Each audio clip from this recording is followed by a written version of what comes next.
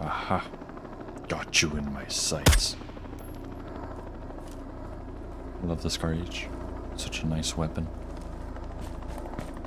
It's like perfectly blocky.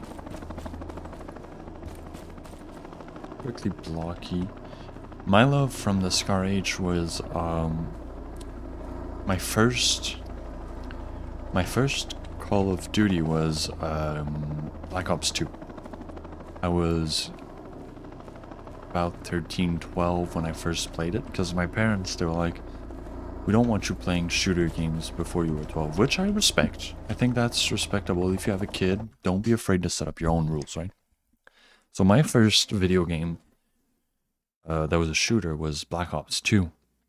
And I was always using the same, the PDW, the P90 clone that you would just slap on the side. And then one time I was like, this weapon looks kind of cool, and it was a SCARH.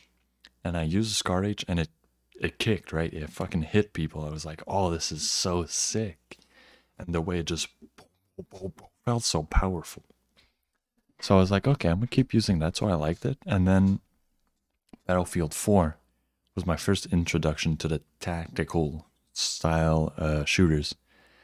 And I remember Battlefield 4 was the first one I bought.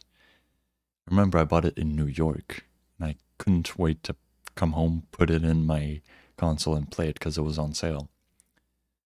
Yeah, it was on sale, and I bought it, and I couldn't wait to go back home and play it.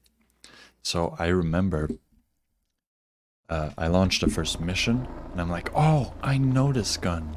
And if I remember correctly, the configuration is, when you start the campaign, it's a hollow sight with like a angled grip, some sort of muzzle device, and a laser.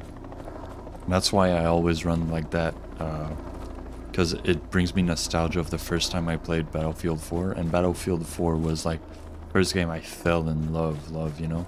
The campaign where you started turn around every now and then I get a little bit. Yeah, it was an epic game. And so ever since then, I love the SCARH, and I can't get enough of it. And it also made me fall in love with hollow sights. So yeah, that's the story of Rex. Fell in love with the SCARH.